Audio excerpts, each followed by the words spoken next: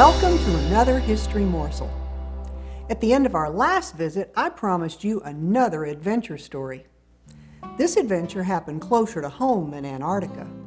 It happened right here in America. The adventurers we'll meet today weren't much older than some of you are right now. They were teenagers who left home to look for a better life. Some of them chose to leave. Some were told by their parents they had to leave and learn to be on their own. What would cause parents to say to a 16-year-old, "We love you, but we can't take care of you anymore"?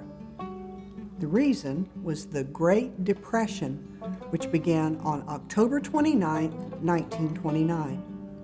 The day when the stock market crashed became known as Black Tuesday. It was a sad end to a decade known as the Roaring Twenties, the only decade in American history that has its own nickname.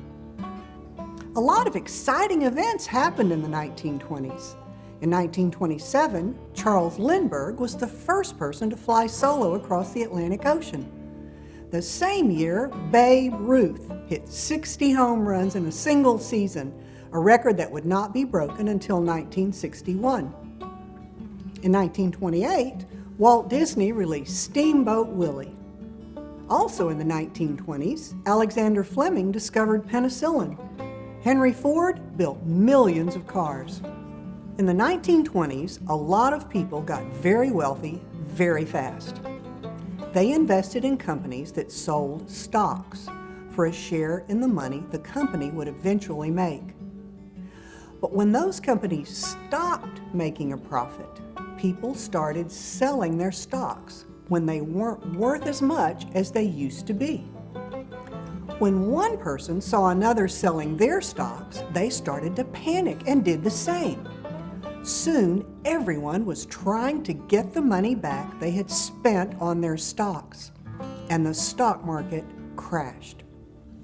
When that happened, people hurried to get their money out of their banks. When they did that, the banks failed and closed.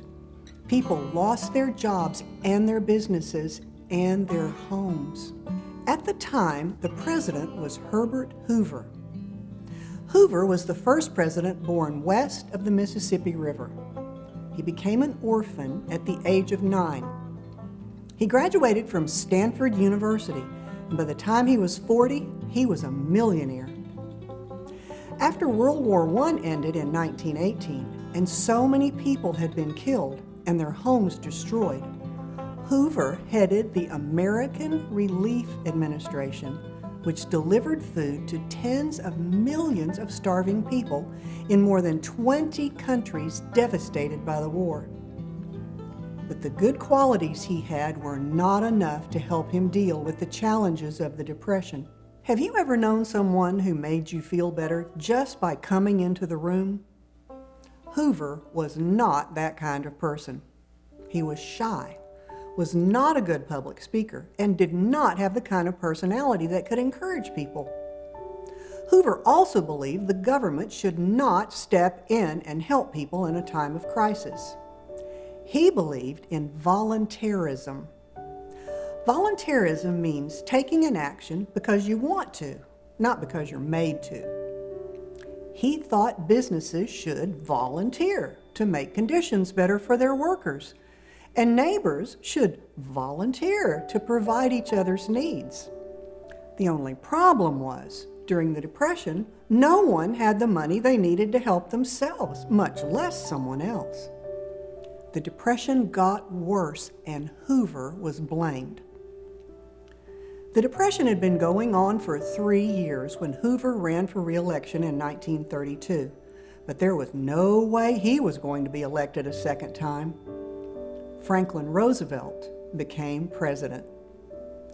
Remember that person who makes you feel better just by coming into the room? That was Franklin Roosevelt. He went right to work to find solutions for the problems people had. He said, "We have nothing to fear but fear itself." And he promised America a new deal. He created programs to put Americans back to work, like the Works Progress Administration.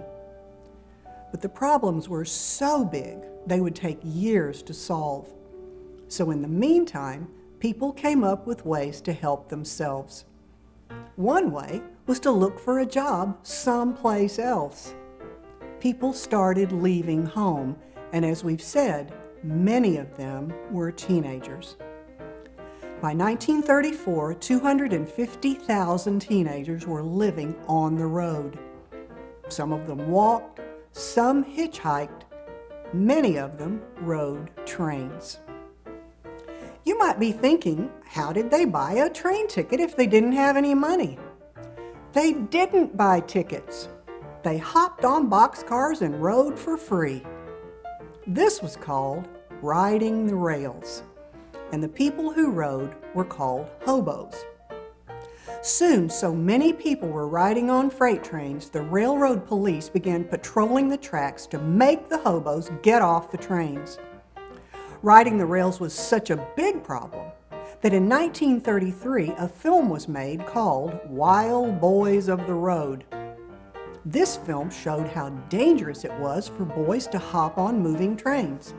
But seeing the movie only made kids more eager to jump on a boxcar. Many of these riders became fruit tramps. They would ride the train following the harvest around the country. First, they would pick strawberries, then travel someplace else where apples grew, then beans and potatoes in the fall, and finally shaking walnut trees. When they got hungry, they would go to a mission or the Salvation Army. Sometimes they begged for food at someone's back door. They had different names for the meals they received from kind strangers. If they got a sack lunch to take with them, they called it a lump. A knee shaker was a tray of sandwiches to hold on their lap.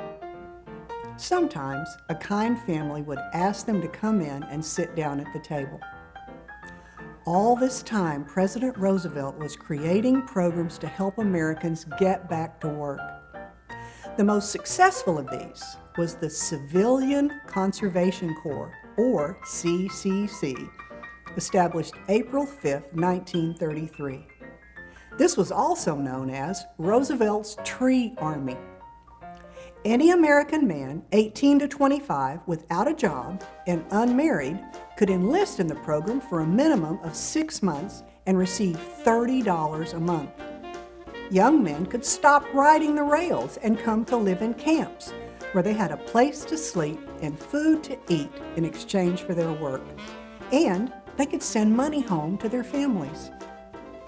The Civilian Conservation Corps planted trees, built wildlife refuges, parks, bridges, and campground facilities. From 1933 to 1942, they employed over 3 million men. Their work can be found all over our country. For example, in Florida, the CCC established several state parks, including the Swanee River State Park and the Highlands Hammock State Park. Congress stopped funding this program in 1942 when they needed money to help win World War II. Maybe your parents or teacher would help you find out if the Civilian Conservation Corps did any work in your state. Did you learn a new word today? What is volunteerism? Remember an important date? What began on October 29, 1929? Were you surprised to learn President Hoover was not a good public speaker? Many of our presidents had difficulty speaking in public.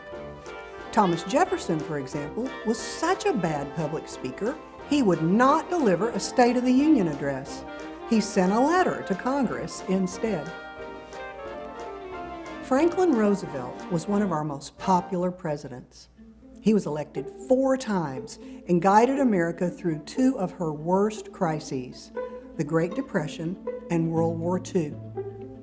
Roosevelt had contracted polio when he was 39. Many people believe his struggle to overcome this crippling disease helped make him into the great leader he became. See you next time for another History Morsel.